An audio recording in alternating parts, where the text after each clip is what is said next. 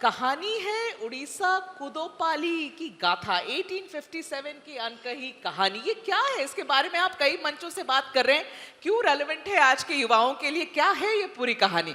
वैसे एक अच्छा काम आपके सरकार ने किया है कि बहुत गुमनामी से निकालकर बहुत हीरोज को बाहर लाए हैं, जो हमारे हिस्ट्री की किताबों में दब गए थे, पन्नों में दब गए थे, जिनका पहले उल्लेख नहीं हुआ था।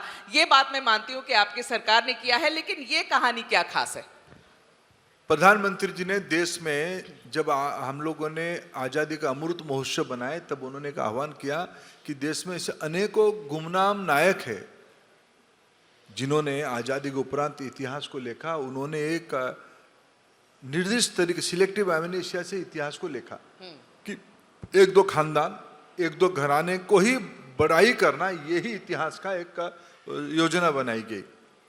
जिस घटना के बारे में आपने आह्वान किया, प्रधानमंत्री जी की इस आह्वान को साकार करते हुए उड़ीसा की संबलपुर जिले में, संबलपुर के आसपास 1827 में 1857 की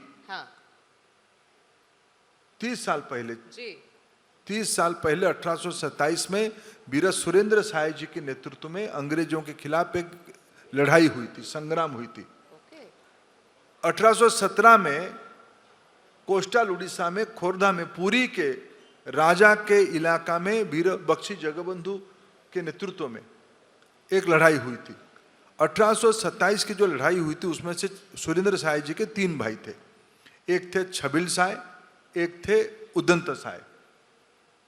छबिल साय संबलपुर की 1857 लंबे समय जेल में रहे सुरेंद्र साय। जब जेल से लौट के आए रांची हजारीबाग से, फिर आकर लड़े अंग्रेजों से।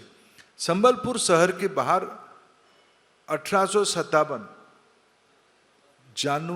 दिसंबर 30 के दिन एक लड़ाई हुई, जिसमें से 54 लोगों की शहादत हुई अंग्रेजों की गोली से।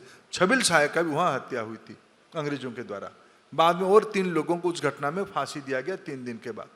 इसलिए वहां एक कहावत बने, लोक कथा है, 57 लोगों की शहादत कुदोपाली के गांव में हुई थी।